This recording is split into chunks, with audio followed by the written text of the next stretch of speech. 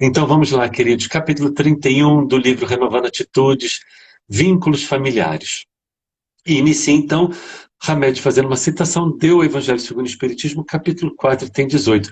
Em relação à família, já vou dar o spoiler aqui. Em relação à família, Evangelho segundo o Espiritismo, capítulo 4, item 18, capítulo 14, item 7, 8 e 9.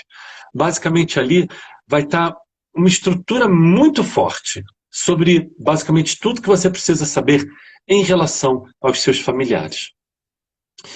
A citação do Evangelho. A afeição real, de alma a alma, a única que sobrevive à destruição do corpo. Porque os seres que não se unem neste mundo, senão pelos sentidos, não têm nenhum motivo para se procurarem no mundo dos espíritos. Não há de duráveis senão as afeições espirituais.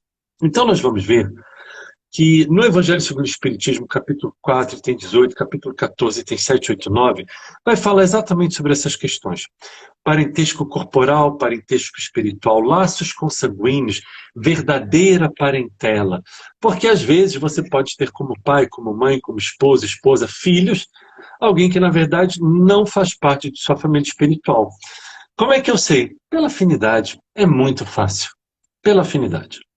Então, se você vê que seu pai, sua mãe, seu irmão, seja quem for, você tem dificuldade de convivência, você vê que você está num patamar evolutivo e aquela pessoa está em um outro patamar evolutivo, às vezes, se você se enxerga como ovelha negra da família, ou como eu falei há pouco aqui para uma querida que está aqui conosco, se você é a ovelha branca da família, você se enxerga como ovelha branca, você vê então que aquela família não faz parte, não é sua família espiritual, mas você está ali, e se ali você está, deve haver um propósito. Hamed inicia dizendo: a rigor, família é uma instituição social que compreende indivíduos ligados entre si por laços consanguíneos. E é isso que nós entendemos por família, né? Pai, mãe, filhos, e isso são os laços consanguíneos, claro, esposa que não tem o laço consanguíneo, mas é igualmente família. A formação do grupo familiar tem como função a educação, implicando, porém, outros tantos fatores, como amor, atenção, compreensão, coerência e, sobretudo, o respeito à individualidade de cada componente do instituto doméstico. Nós vamos ver que a função da família é educar. A família é a nossa primeira escola. É a nossa primeira escola. É o seu núcleo familiar. Mais tarde, a maioria das pessoas forma um segundo núcleo familiar. Continua sendo escola. Seja com a esposa, com os filhos, continua sendo escola. Porém, com o Espiritismo, este conceito de família se alarga. Porque os velhos padrões patriarcais, impositivos e machistas do passado cedem lugar a um clã familiar de visão mais ampla de vivência coletiva, dentro das bases da reencarnação. Por admitir que os laços da parentela são pré-existentes à jornada atual, os preconceitos de cor, de sangue, sociais e afetivos caem por terra, porque vem nas possibilidades das vidas sucessivas o retorno das almas no mesmo domicílio, ocupando roupagens físicas conforme as necessidades evolutivas. O que a gente depreende, o que a gente consegue compreender disso? É muito simples. Aquele que hoje está seu pai, está sua mãe, irmão, seja quem for. Eu mudei de celular e tem umas coisas aqui no celular que eu não entendo direito como funciona, e de repente aparece um troço aqui muito doido. Enfim, então, aquele que está seu pai, está sua mãe, seja o parente que for, em uma outra vida pode ter sido seu filho, sua filha, seu esposo, sua esposa, um inimigo. Então vejam que é muito sutil essa questão. Entendendo que a família é uma escola e que nós temos algo sempre a aprender. O correto e o interessante é que vamos nascer em famílias com pessoas que tenhamos afinidades espirituais, mas igualmente com outras pessoas com as quais tenhamos algo, quem sabe, a aprender. Então, talvez eu precise aprender com o meu um parente próximo mais difícil, talvez eu deva aprender a ter mais compreensão, mais tolerância, mais indulgência, mais amorosidade. Esse é o propósito daquele parente estar ali. Jack, e se eu deixar desse. E se eu não quiser resolver? Não tem problema nenhum. A lição se repete. E é simples assim. É simples assim. Então, quem sabe, aquele pai que você não, ou a mãe, que você não consiga, ou filho, que você não consiga reatar, retificar o que aquela situação é muito simples. Na próxima vida, vem como teu irmão e vocês vão ficar juntos no mesmo quarto. Vai ter um quarto só para vocês dois, minúsculo, beliche, um dormindo em cima do outro, tendo que dividir espaço. E aí você consegue, você fala, não aguento mais esse meu irmão, não aguento, vou me embora. E você consegue, passa no concurso público, vai, se muda, se casa. E aí, o que que acontece? O seu irmão, de repente, fala, não tem onde morar, eu posso morar aí com você? E aí ele passa o resto da existência dormindo no sofá da sala. E quando você acorda de manhã, ele usou a sua toalha. E ele está pegando as suas roupas. E ele pega e não devolve. E você quer assistir aquele filme ou aquele jogo de futebol naquela TV de 70 polegadas que você tem na sala, e você chega lá, ele está jogando videogame. E ele fala assim, mas eu já estou terminando a fase. Você quer muito, aí você fica, não, fique aí, eu vou lá assistir na minha TV de 10 polegadas lá no meu quarto. É só uma brincadeira, mas que, sem dúvida, com um certo tom de verdade. Por quê? É muito simples. O que os aprendizados, as lições que eu tenho que passar e que eu não aprendo, elas se repetem. Falamos isso na live de segunda-feira. Sempre vai repetir. Você só para de repetir um padrão quando você consegue se liberar. Não, Jack, e se eu não conseguir me liberar de todo aqui desse meu irmão chato que eu tenho? E se eu não conseguir, conseguir me liberar bastante? Ótimo! Na próxima vida, ele vem como um primo, já não vem como irmão, já vem como primo morando na casa ao lado. Olha que coisa bacana, né?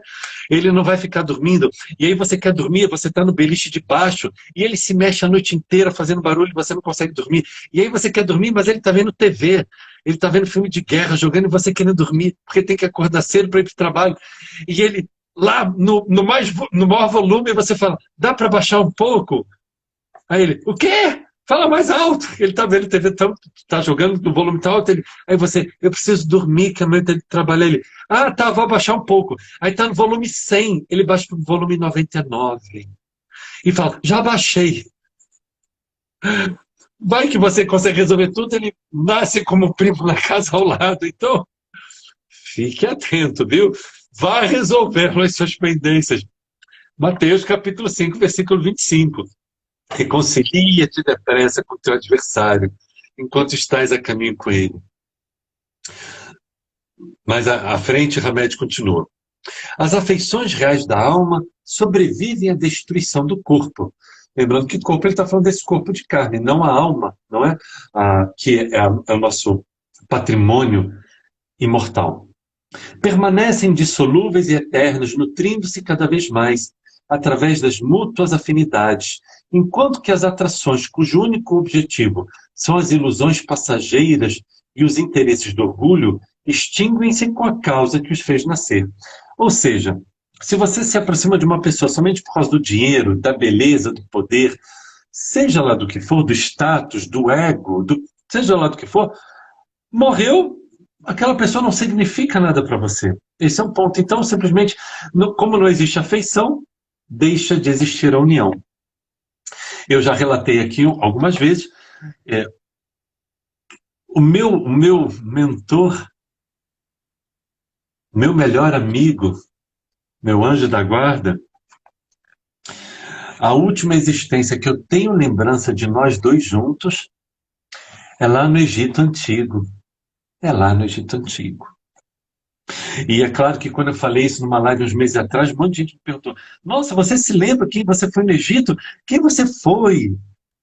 Aí eu falei, eu era um cachorrinho sarnento e pulguento que vivia na rua, e o meu mentor, ele foi o dono que me acolheu. Falou, olha só, um cachorrinho sarnento e pulguento, ele vai morrer tadinho, eu vou recolher. Então eu era esse cachorro, e o meu mentor me acolheu lá no Egito Antigo.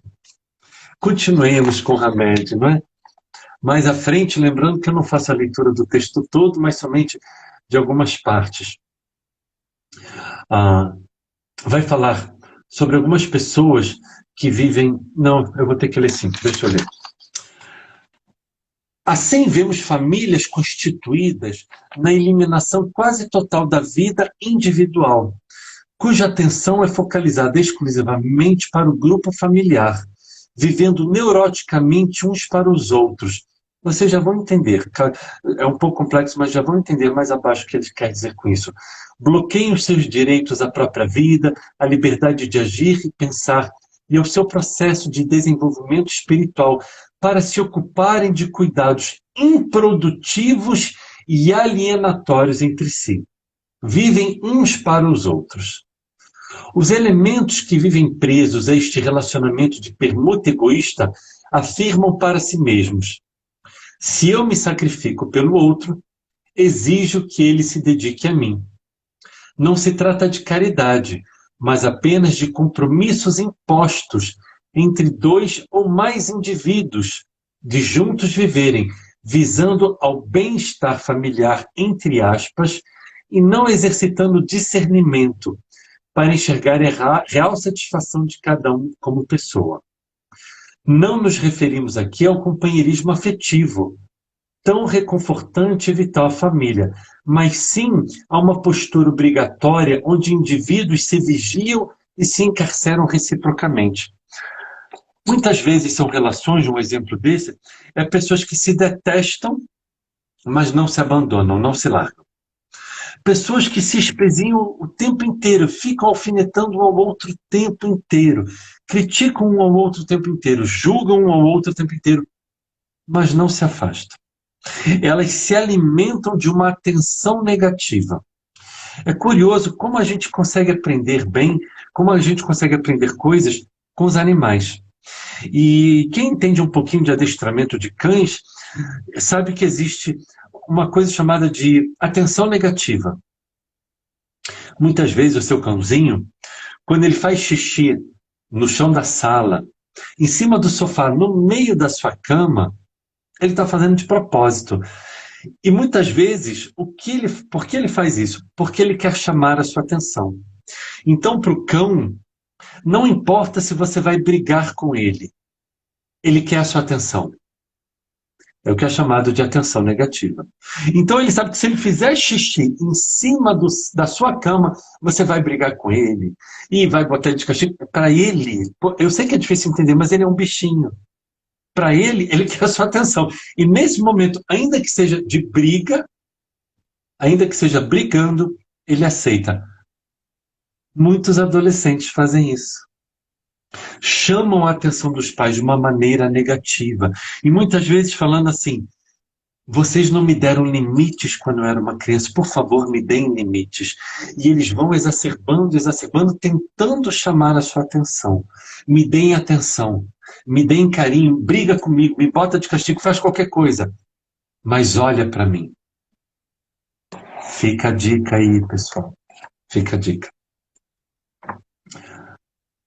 Hamed, mais abaixo, diz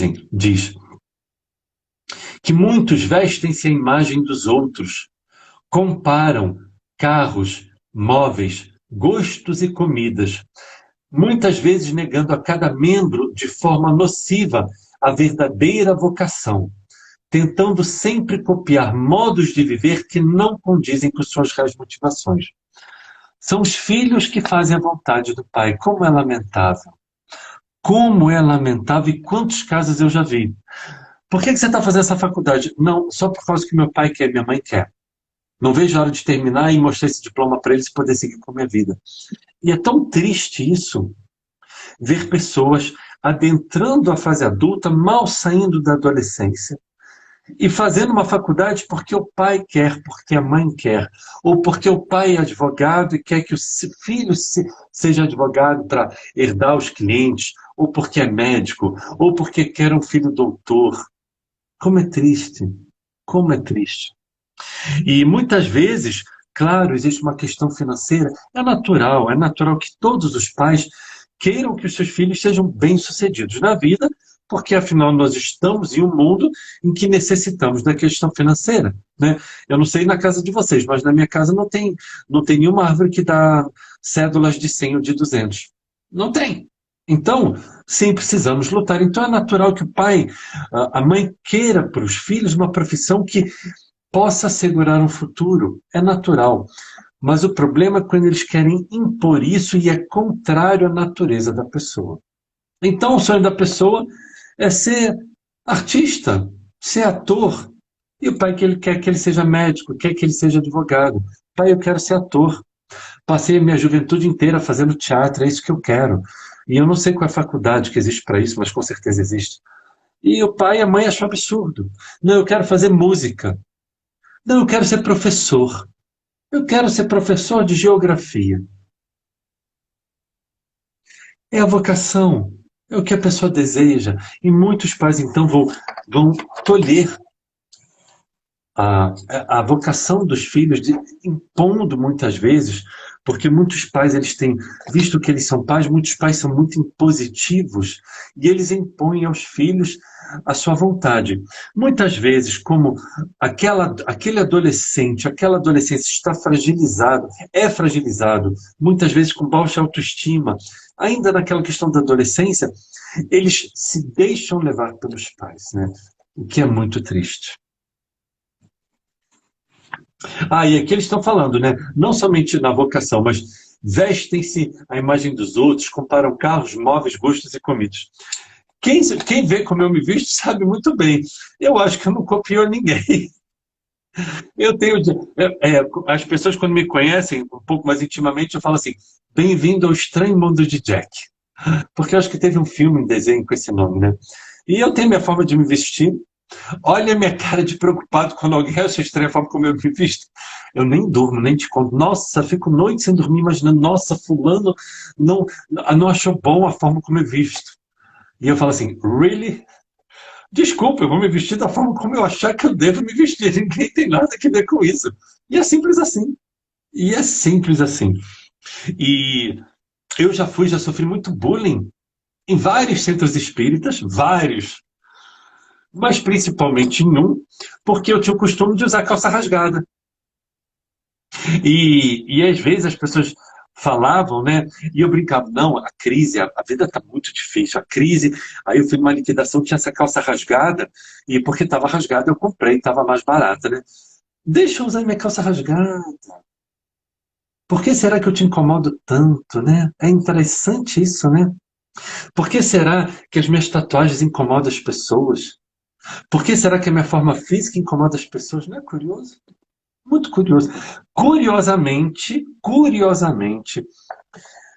as pessoas, eu tenho até medo de falar, mas a maioria das pessoas que se incomodavam comigo, muito claramente via-se ali uma fragilidade. Fragilidade em vários sentidos. Fragilidades, às vezes, como não podiam me criticar em relação à minha postura doutrinária, ao meu conhecimento do Cristo, falavam das minhas roupas, das minhas tatuagens, da minha postura física. Que pena, que triste. Que triste pensar que existe até hoje, pleno século XXI, pessoas que olham para a sua aparência e te julgam pela sua aparência. Que pena, né? Que pena. E aqui tem isso, né?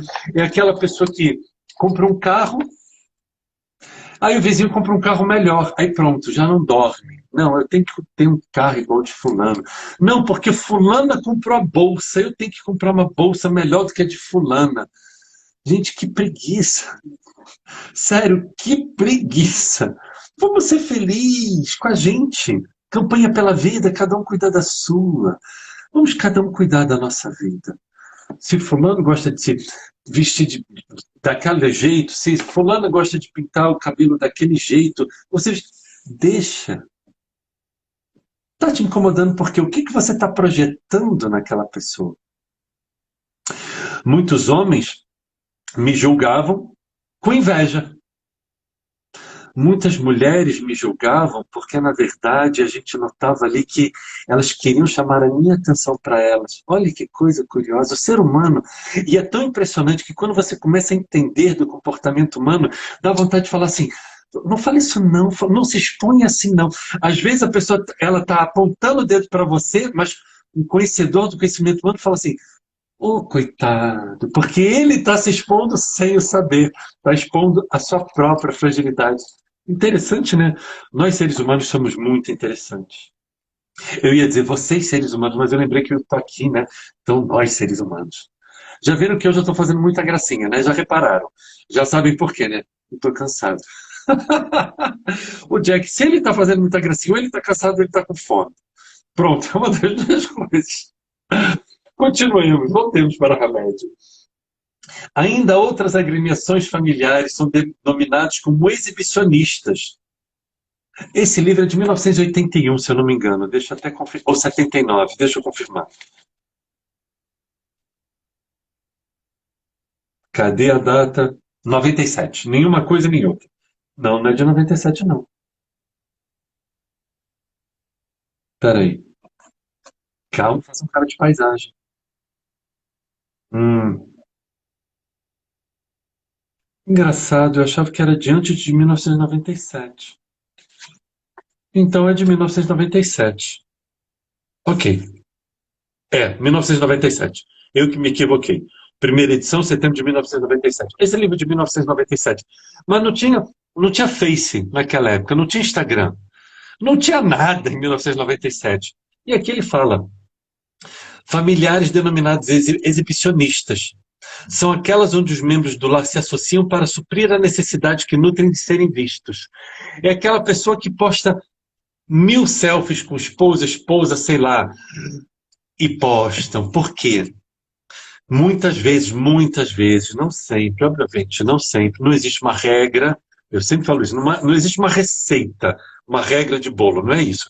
Mas a maioria das vezes, muitas vezes pessoas frágeis emocionalmente, baixa autoestima, precisam fazer aquelas postagens para que outros deem like, comentem, nossa, como vocês estão lindos, que família linda, como vocês estão felizes. Outras vezes não, outras vezes a pessoa só posta porque é dela mesma. Mas algumas pessoas, você nota nisso, que ela tem necessidade, como ela não tem autoestima muito elevada, ela tem necessidade que o outro, através do like, através do comentário, alimente a autoestima dela e ela vive aquela fantasia que muitas vezes não é real. Ela faz a postagem, né, da família de margarina, né? Todo mundo feliz, na Disney. Então ali, todo mundo, cara de paisagem, margarina, família perfeita. Quando nós sabemos uma coisa muito simples. É difícil isso. Porque todas as famílias, como nós vemos sexta após sexta, nos estudos de Joana de Ângeles, que retornaremos no dia 8 de janeiro. É 8? É, 8. Isso. Sexta é primeiro, dia 8. Nós sabemos que mesmo com as pessoas todas se amando e tendo as suas afinidades espirituais, muitas vezes os desafios da vida fazem com que surjam pequenos equívocos dentro da família que são mais facilmente contornados, visto que possuem a afinidade espiritual. Suprir a necessidade que nutrem de serem vistos, ouvidos, apreciados e admirados. Ajudam-se mutuamente, ressaltando uns as imagens dos outros, focalizando áreas que podem ser valorizadas pelo social, como, por exemplo, a beleza física ou o recurso financeiro, né? Essa é a questão. Então, mais uma vez, queridos, não tem problema não, não tem problema não você postar a sua vida. Quando eu tinha, sei lá o que, rede, não, para Facebook e Instagram, eu nunca postei. O Instagram, eu postei, a minha caminhada a Santiago de Compostela, eu postei, mas por outros motivos, porque na época eu só tinha 6 pessoas que me seguiam, que eram os meus familiares. Então, mas Natural você postar, não tem problema. Isso é normal, faz parte desse mundo virtual que nós vivemos, você postar a sua vida, né? Não tem problema nenhum, tá tudo certo. O que não pode é quando aquilo passa a ser o motivo da sua existência. Acorda, posta o café da manhã com o marido. Aí foi para não sei aonde, posta. Vou tomar banho, posta. Foi para a praia, posta. Foi comprar um sapato novo, posta. Aí você precisa tentar entender o porquê que você tem essa necessidade que os outros estejam tão presentes e comentando tanto sobre a sua vida. Talvez, só talvez, não existe regra, mas talvez seja porque você traz em si uma baixa autoestima e precisa que os outros, você se alimente então do que os outros trazem para você. As pessoas vaidosas deste tipo familiar, quando bem-sucedidas ou conceituadas, alimentam a exibição sistemática frente aos outros, como forma de compensação ao orgulho de que estão revestidos. E finalmente, então, o remédio termina, é bom porque eu vou poder falar rapidamente do Evangelho, do que o Evangelho fala sobre família. Assim considerando, os laços de família formados em bases de fidelidade, amor, respeito e dedicação perdurarão pela eternidade e são cada vez mais fortalecidos. Estes espíritos simpáticos usufruem de uma felicidade por estarem juntos trabalhando para o seu progresso espiritual. Já falei, volto a repetir. Se um dia vocês me virem de mãos dadas com alguém, saibam, ali está um espírito afim. Por estarem juntos trabalhando para o seu progresso espiritual, enquanto que almas unidas pelo único móvel do interesse não estão realmente em nada unidas umas às outras. A morte as separa sobre a terra e no céu, conforme nos certifica literalmente o texto do Evangelho segundo o Espiritismo. Vamos rapidamente agora aqui no Evangelho. Eu vou fazer somente pequenas leituras rápidas. Vamos ver aqui, capítulo 4, item 18. Vamos ver. Capítulo 4, item 18 do Evangelho segundo o Espiritismo. Os laços de família são fortalecidos pela reencarnação e rompidos pela unicidade de existência. Eu vou somente ler porque eu já tenho sublinhado aqui, então para os que não me acompanharam nas outras tantas lives que eu falei sobre família, vamos então ratificar, confirmar esta informação. Os espíritos formam no grupo, no espaço, grupos ou famílias, unidos pela afeição, pela simpatia e a semelhança de inclinações. Muitas vezes, não é sempre, eles seguem juntos na encarnação, reunindo-se em uma mesma família ou no mesmo círculo. Só são duráveis as afeições espirituais. Mais à frente, no item 19. A união e a afeição entre parentes indicam a simpatia anterior que as aproximou. Mais à frente. Deus permite estas encarnações, muitas vezes, encarnações de espíritos antipáticos ou estranhos nas famílias, com a dupla finalidade de servirem de provas para uns e de meio de progresso para outros. Os maus se melhoram pouco a pouco ao contato dos bons. E eu complemento, e os bons se tornam ainda melhores pela sua conduta, pela sua paciência, pela sua tolerância, pela sua indulgência com aquele irmão que ainda não possui o mesmo patamar espiritual. Pulemos agora para o capítulo 14. Eu devia ter marcado antes, né, já que eu sabia que eu vim aqui. Capítulo 14. Item 8. Parentesco corporal e espiritual. Os laços de sangue não estabelecem necessariamente os laços espirituais. Os espíritos que se encarnam em uma mesma família, sobretudo como parentes próximos, são mais frequentemente espíritos simpáticos, ligados por relações anteriores. Mas pode ainda acontecer que estes espíritos sejam completamente estranhos uns para os outros, separados por antipatias igualmente anteriores.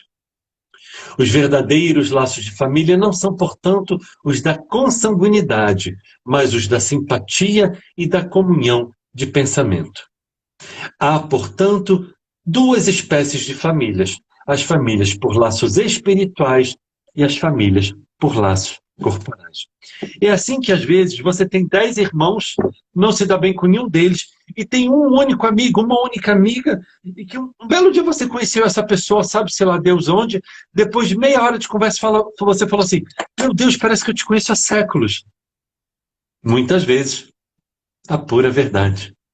Muitas vezes você efetivamente conhece há séculos.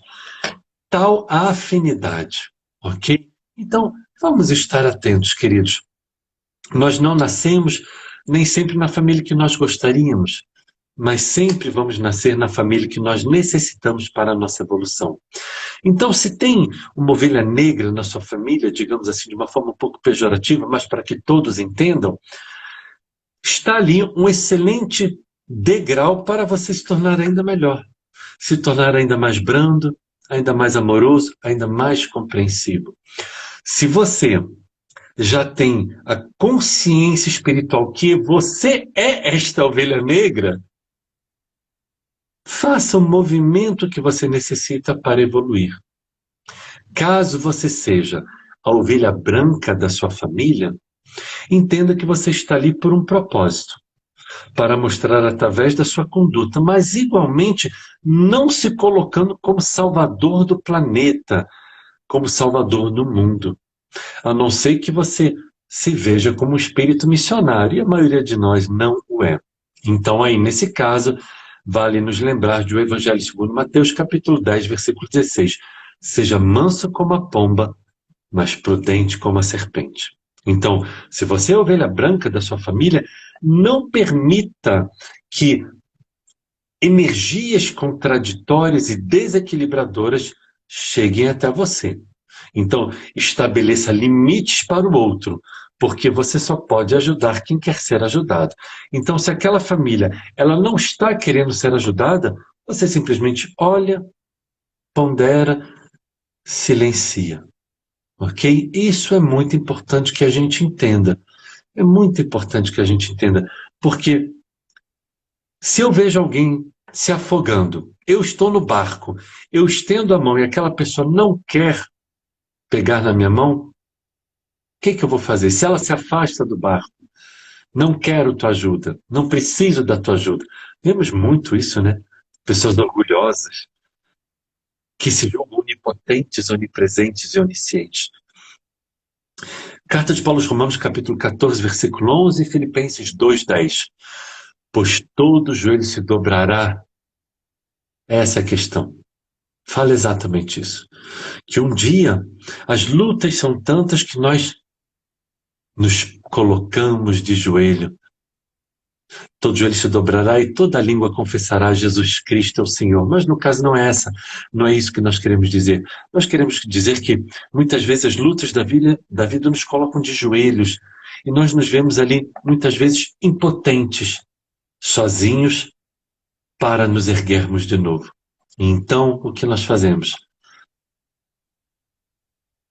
Nos tornamos humildes, fazemos uma prece, rogamos por auxílio e elevamos as mãos ao alto.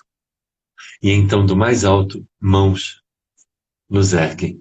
Esse é o ponto. Família, muitas vezes, sem dúvida, serão desafios imensos. Desafios imensos.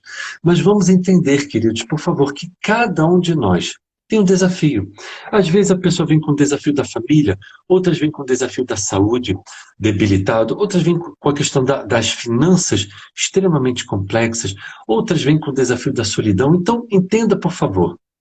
Se você tem um desafio na família, mas você vê uma família outra que não tem essa questão, por favor, entenda, pare de ter inveja. Eles têm os problemas deles. Porque cada um de nós possui um desafio. Por que cada um de nós possui um desafio, Jack Darson? Por um único motivo. Estamos aqui para evoluir?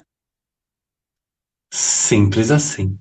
Entende? Então, você pode, a pessoa ao lado pode ter um carro de R$500.000, mas você não sabe se a alma dele está em profunda depressão e se nesse momento ele não está pensando tirar a própria vida, independente do carro de R$500.000. Você olha para aquela mulher que tem aquela beleza estonteante, mas você não sabe se dentro dela ela traz a solidão, porque quem sabe, a despeito da beleza estonteante, ela seja tão orgulhosa, tão vaidosa, tão egocêntrica, que o homem da vida dela, que ela tanto amava, a largou por uma mulher feinha, que não é como ela, mas que entende que nem sempre a beleza será o necessário. Então vamos ver que muitas vezes a gente inveja o outro, mas desconhece das lutas do outro. Às vezes, o outro vive na família perfeita, mas possui a saúde debilitada. Às vezes, o outro possui o afeto do seu coração, mas na questão financeira, extremamente complexo e delicado. Entendam, é esse. O mundo de César que nós ainda vivemos no mundo de César, é esse mundo. Então, vamos resignar as provas que a vida nos concede, porque as provas, os desafios, as lutas que a vida nos concede são exatamente os degraus para subirmos. Nós, cada desafio que surge, queridos, é para o nosso próprio aprendizado, para que usemos aquele desafio, para que a gente aprenda e passe de ano. E é dessa forma, queridos. É simples assim. Eu entendo o quanto que a caminhada de cada um é tão difícil. Às vezes, eu conheci uma pessoa que ela queria muito o emprego dos sonhos da vida dela. Era o emprego dos sonhos. Ela conseguiu essa pessoa. E eu fiquei 2 anos sem ver essa pessoa. Um belo dia, eu esbarrei com essa pessoa num shopping aqui de Brasília. Eu encontrei essa pessoa. Ela tinha um carrinho ruim, sabe? E eu fiquei imaginando, nossa, qual será o carro que essa pessoa vai comprar? E eu encontrei essa pessoa. Pense uma pessoa acabada. Pense uma pessoa envelhecida. E eu falei, oi fulano, tudo bem? Tudo, Jack, há quanto tempo, né? Parecia que ele estava arrastando a pirâmide de Gizé nas costas. Muito envelhecido. Falei, como é que estão as coisas? Ah, tá tudo bem, estou com um pouco de depressão. Aí eu falei, nossa, e o seu trabalho? Ele falou, pois é, eu estou assim por causa do meu trabalho. Estou de licença e eu acho que quando terminar a licença, eu vou pedir demissão. Sabe? Então, às vezes, a gente inveja as pessoas e olha para as pessoas, oh, eu queria ser daquele jeito, daquele. Mal sabe das lutas das pessoas. Vamos olhar para nós mesmos. As lutas que nós possuímos, queridos, são exatamente as lutas que nós necessitamos para nós nos tornarmos pessoas melhores. Nos tornando pessoas melhores, sem dúvida, a nossa caminhada será mais leve. Queridos, 58 minutos de live, então vamos encerrar. Ah, sim, o último lembrete. Ontem, infelizmente, o Evangelho não baixou no IGTV. E foi muito curioso, porque ele baixou. Eu vi ele baixando, eu vi ele baixado. Eu vi ele baixado. E, de repente, não sei o que aconteceu. E ele desapareceu. Uma pena, não consegui. Então, é a segunda vez já, se eu não me engano, nesses meses todos. É a segunda vez. É a segunda live nossa que desaparece. E simples assim, né? Vamos tentar baixar hoje, tomara que dê certo. Tomara que dê certo.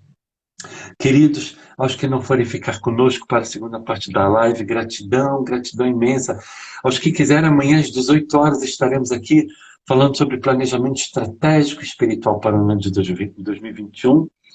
E vamos então fazer a nossa prece de encerramento, lembrando que na semana que vem, terça-feira, o nosso culto do Evangelho no Lar normal. Senhor Jesus, meu amigo, meu amigo, hum, que saudade de você,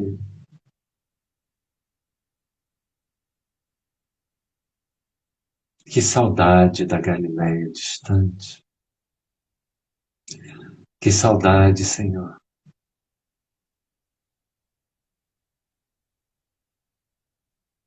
de tudo.